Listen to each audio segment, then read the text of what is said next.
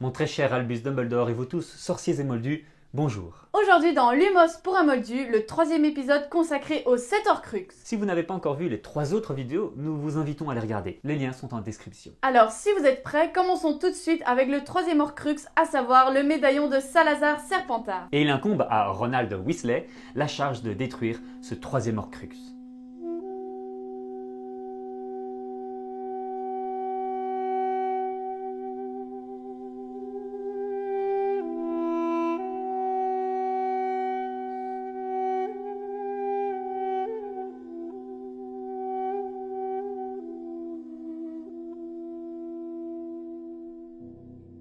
Les coupables du péché de colère sont démembrés. Nous rappelons encore une fois que l'analogie entre les 7 Horcruxes et les 7 péchés de mortalité n'étant pas explicitée dans l'œuvre de J.K. Rowling, les attributions que nous avons faites dans ce marathon sont ipso facto sujets à interprétation. Lorsque nous pensons à Ron, la première chose qui nous vient à l'esprit est sans doute son caractère instinctif et émotionnel compulsif. Or, de tous les vices, ceux qui sont d'origine affective sont les plus contraignants et les plus aveuglants. Ils le sont d'autant plus que leur légitimité conforte leur tyrannie. C'est pourquoi il est primordial pour Ron de détruire son Horcrux personnel. Je précise tout de suite que je ne parlerai pas ici de la scène de la caverne ainsi que du rôle de Dumbledore dans la quête du médaillon. Cette scène mythique mérite à elle seule une vidéo. Pour ce qui est du 3e Horcrux, le lecteur découvre l'existence du médaillon de Serpentard en même temps que l'existence de la bague de Gaunt. Marvolo Gaunt exhibe fièrement les deux objets en signe de prestige. Le médaillon est alors en la possession de la jeune Mérope, la mère de Voldemort, tandis que la bague est léguée à son frère Morphine. Si, comme nous l'avons vu dans la précédente vidéo, l'anneau symbolise l'acte de promesse, d'attachement, mais aussi de soumission, le médaillon, quant à lui, symbolise l'attachement familial. Dans l'œuvre de J.K. Rowling, le médaillon illustre plus précisément le fardeau qui repose sur les épaules des longues lignées de familles de sang pur, asservies à un idéal de grandeur et de noblesse illusoire. Cet idéal de sang pur écrase les membres de ces prestigieuses familles. Il s'agit d'une pression sociale lourde à assumer. Le malheur des membres de ces familles est palpable, comme le prouvent les descriptions des membres de la famille Gaunt, tous atteints d'une malformation héréditaire telle que le strabisme divergent. Dumbledore explique à Harry cet attrait et ce sentiment de supériorité que provoque le médaillon sur ses légitimes possesseurs. Celle d'appartenir à une prestigieuse famille de sang pur, ce malgré leur dégénérescence et leur décadence progressive. Une très ancienne famille de sorciers connue pour une certaine disposition à l'instabilité et à la violence, qui s'était développée au cours des générations en raison d'une fâcheuse habitude de se marier entre cousins. Intéressons-nous maintenant au parcours de ce médaillon. Nous apprenons dans le 6e tome que le grand-père ainsi que l'oncle de Voldemort sont envoyés à Azkaban. Mérope, sa mère, en profite pour quitter la maison familiale et s'enfuir à Londres avec un moldu pour qui elle nourrissait une passion secrète, le père de Voldemort, Tom Jedusor Senior. Celui-ci est sous l'influence d'un filtre d'amour. Mérope défie ainsi la pression familiale qui interdit tout échange sanguin avec un moldu. Elle met au monde un enfant de sang mêlé, Tom Jedusor Jr. Malheureusement, le père de l'enfant abandonne Mérope lorsque celle-ci renonce à lui administrer davantage de filtres d'amour. Livrée à elle-même et enceinte de Tom, elle perd toutes ses aptitudes magiques et se rabaisse à vendre ses trésors familiaux pour subvenir à ses besoins primaires. Elle cède ainsi le médaillon de Serpentard au patron de la boutique Barjo et Burke, pour une poignée de galions seulement. À peine assez pour subsister jusqu'à la naissance de son enfant, qu'elle confiera à un orphelinat de moldus. Ainsi, on remarque que Mérope, soumise durant toute son enfance à la folie de grandeur de sa famille, n'offre absolument aucune importance à la relique de Salazar Serpentard, la cédant pour une ridicule petite poignée d'or. En revanche, ce n'est pas le cas du vendeur de Barjo et Burke, qui fonde toute sa richesse sur la valeur de ces objets illustres. Il revend ainsi le médaillon à Hepzibah Smith, riche collectionneuse qui se prétend même descendante de Helga Poufsouffle. L'orgueil de la dame résonne, quelques années plus tard, jusqu'aux oreilles de Voldemort, qui se rend au domicile de Smith pour lui substituer le médaillon, ainsi que la coupe de Poufsouffle que nous verrons dans la prochaine vidéo. Il tue la dame et fait accuser son elfe de maison.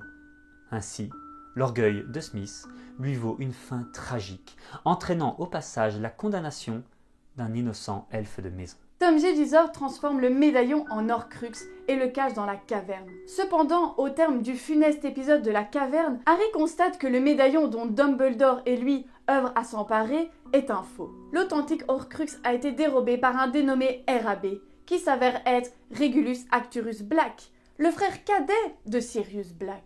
Contrairement à Sirius, Regulus, lui, est fier d'appartenir à une prestigieuse famille de sang pur, et devient même un mange-mort. Cependant, Regulus renonce plus tard à son allégeance lorsqu'il découvre les terribles souffrances infligées par Voldemort à son elfe de maison, Créature, pour qui il éprouve un attachement particulier. En effet, Voldemort se sert de Créature pour cacher le médaillon dans la caverne et l'abandonne ensuite, n'éprouvant absolument aucune considération pour cette servile créature. Regulus œuvre donc à retrouver la caverne et substitue le médaillon à un leurre. Il est malheureusement pris au piège par les Inferi et fait promettre à Créature de détruire l'Horcrux avant de mourir noyé dans le lac de la caverne. C'est par affection particulière pour son elfe de maison, pourtant le symbole de servitude des familles de sang pur, que Regulus renonce finalement à son idéal de grandeur et de noblesse. Voilà pourquoi le destin de Regulus est lié à celui du médaillon, symbole de noblesse et de prestige familial, auquel Regulus renonce au péril de sa vie par amour pour son elfe de maison. Une fois le médaillon récupéré par Créature, celui-ci tente de le détruire,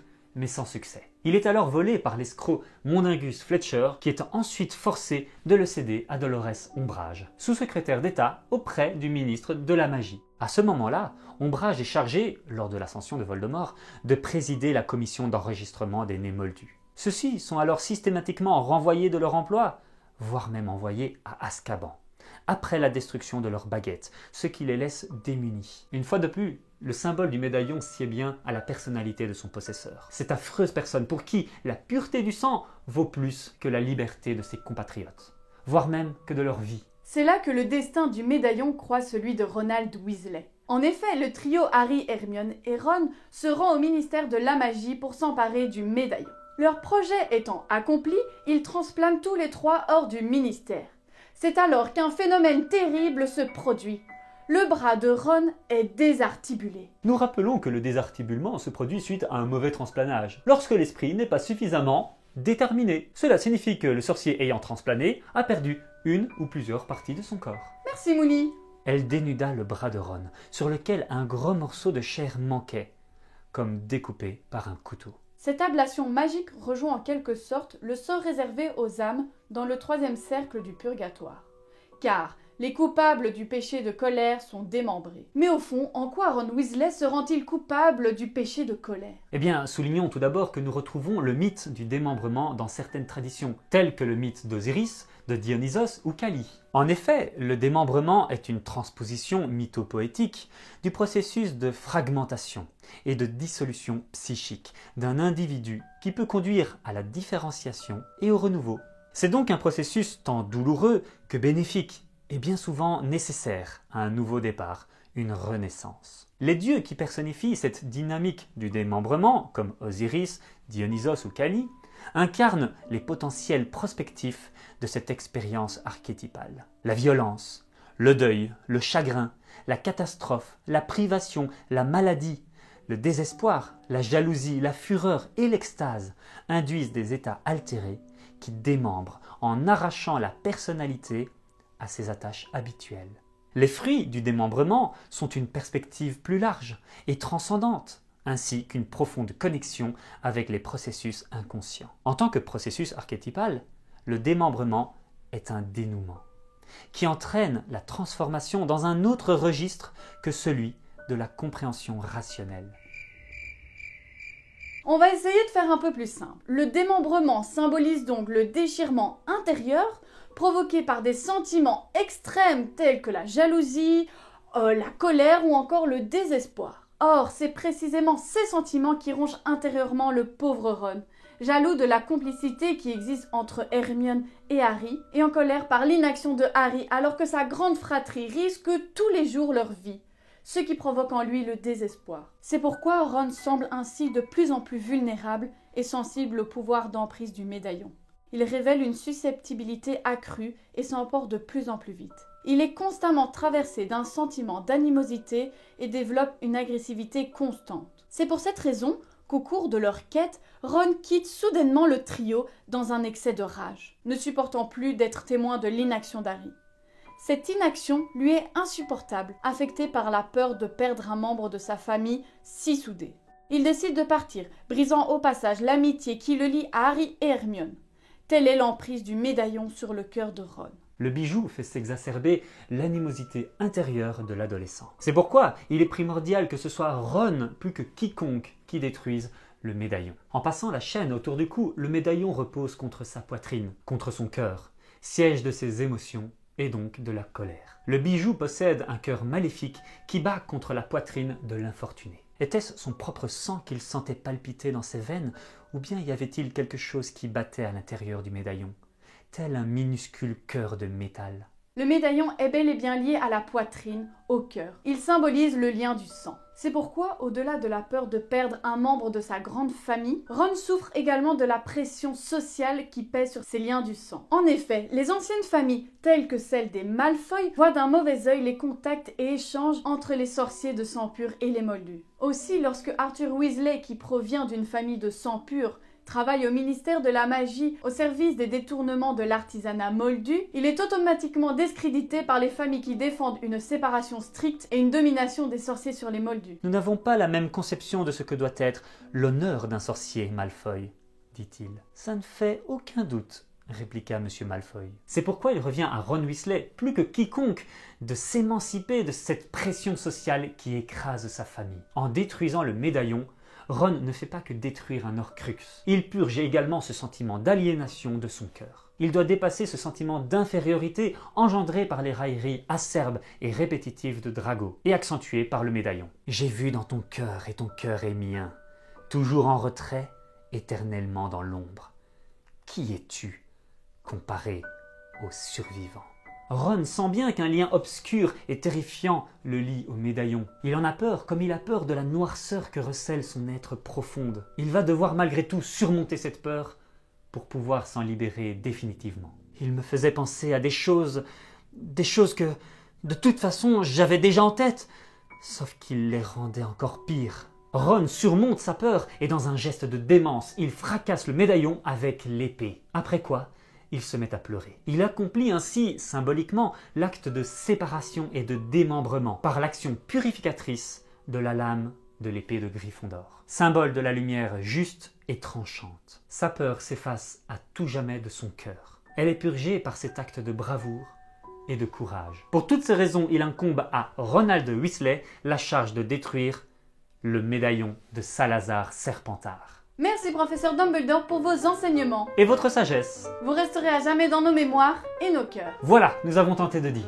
Ainsi s'achève cette vidéo du marathon Horcrux consacré au médaillon de Serpentard. Je rappelle enfin que l'interprétation d'un symbole reste personnelle et tutti quanti. Et si vous avez aimé cette vidéo, n'hésitez pas à la liker et à vous abonner à notre chaîne YouTube et Instagram. Et n'oubliez pas que le meilleur moyen de nous soutenir est de parler de nous autour de vous. Et pour celles et ceux qui préfèrent la lecture au coin du feu, nous rappelons que toutes nos analyses, et plus encore, sont disponibles dans le livre officiel de Lumos pour un Moldu, Harry Potter et le secret des alchimistes. Le lien est en description. Merci et nous vous disons à très bientôt pour le prochain épisode du Marathon Horcrux qui sera du coup consacré à la coupe de Poufsouffle. C'était Mouni et Phoenix. Nous sommes frères et sœurs dans Lumos pour un Moldu. Et n'oubliez pas, il vous incombe à vous tous de détruire vos Horcrux personnels pour tendre vers une société plus juste. Alors faites la lumière en vous et demeurez digne en toutes circonstances. Gardez éveillé le sorcier qui sommeille en vous.